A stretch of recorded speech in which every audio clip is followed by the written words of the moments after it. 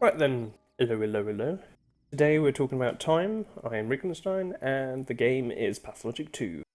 Before I begin, standard warnings. This game is very story intensive and the mechanics are deliberately obscure. As such, there will be spoilers, and if that is a concern, I would recommend that you come back later. If you're looking for tips on how to improve your play once you've given the game a go, I have a video up for tips and tricks, but this is not that one. Right now, we're just going to be covering travel, item spawns, and how your activities can affect your status bars, and also the length of days and how that changes throughout the game. In fact, we're going to go in that order. You had 12 days. Not so many. So there are 3 ways to get about town. You can walk, run, or boat with the worm people. Each of these transportation methods has upsides and downsides, so here's some timings to help you decide which is best and when. Walking is generally the slowest method from getting to from A to B, but it does have at least 2 benefits. When walking, your thirst bar won't increase, unless you eat food or get in a fight. Also, your stamina bar remains full, which allows you to sprint away if you're approached by combat. Running is approximately 30% faster than walking, in that you run fairly quickly, but you have to regularly wait for your stamina bar to recharge. In addition, your thirst increases whenever your stamina bar is recovering. The increase from single long sprint is not particularly significant, but it does add up. Running is usually the second fastest method of travel, and it only costs the water to replenish your thirst. However, exhausting yourself at the wrong time can lead to a fight you'd rather avoid. So where does this leave the boats? Are they worth the 1 or 2 fingernail price? The boats are almost always faster than running or walking, by a fairly substantial margin. Though this isn't always the case, you could learn the specific distances to determine if it's worth it at a given time, or just remember that north to south travels are always worth the boats time-wise, and west to east are faster only when you're travelling further across town. More specifically, I just don't recommend catching the boat from the Nutshell to the Broken Heart or back, as this one is faster just walking, you don't even need to run to beat it. Additionally, your hunger, exhaustion, and infection bars don't increase when you travel by boat, which is a small benefit. On the other hand, your stamina and immunity bars don't recover either. You also have to pay fingernails, which must be traded for or collected from children's caches, and you miss out on the opportunity to collect from bins, caches, or other shops that would be on your route.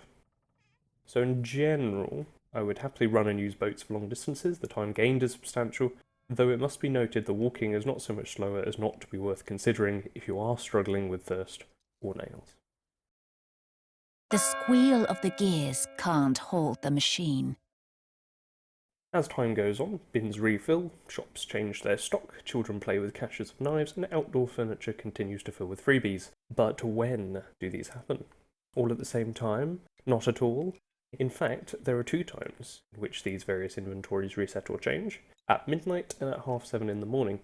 If you catch these inventories before and after the transition time, you can double your profit from some of these, especially if you catch the reset time for the shopkeeper's inventories when looking for many of the smaller items.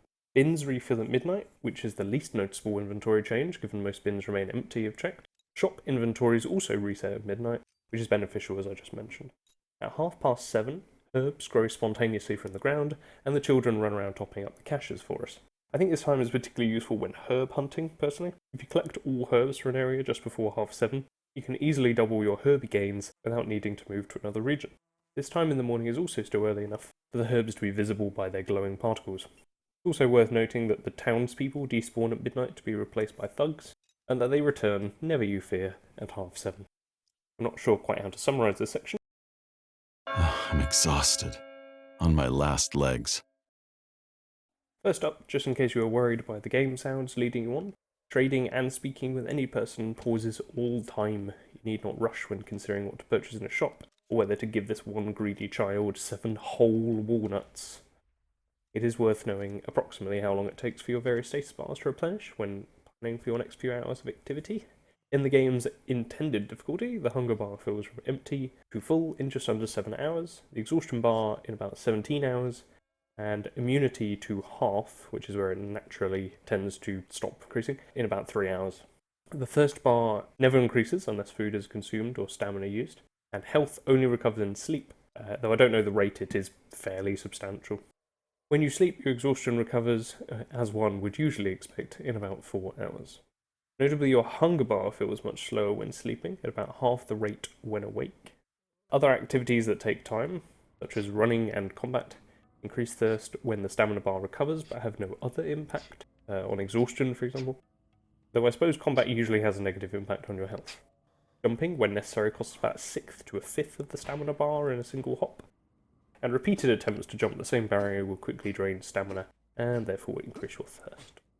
So to conclude here, if food is low, do not worry as much about using sleep to heal or reduce exhaustion, though if you sleep while starving, your health will quickly decrease.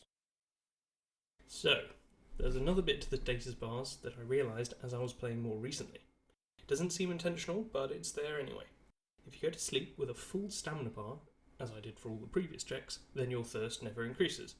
However, if you sleep with, say, a half-full stamina bar, then your thirst will climb significantly during sleep, way higher than if your stamina bar recovered while awake. What I think is happening is that the stamina bar recovery time is based off of real time, and so its rate of recovery doesn't change as you sleep. But that the increase in thirst uses in-game time, so the thirst is increasing throughout the several hours of sleep, rather than the few minutes that the stamina would usually take to recover. The end result is the thirst climbing continuously for hours in-game. Either way, it's pain, keep it in mind. The next section is day lengths. Take it away, past me. Time waits no more. It isn't uniform. Each day is followed by a shorter night, and each night by a yet shorter day. Right, onto the length of days thing, which is personally the most interesting one. The game heavily implies that the player has less time available as the game progresses, that days will be shorter, and you might struggle to achieve everything you intend to. Originally, I always assumed that this was untrue and that the game was just trying to apply pressure by reminding me of how few days remained.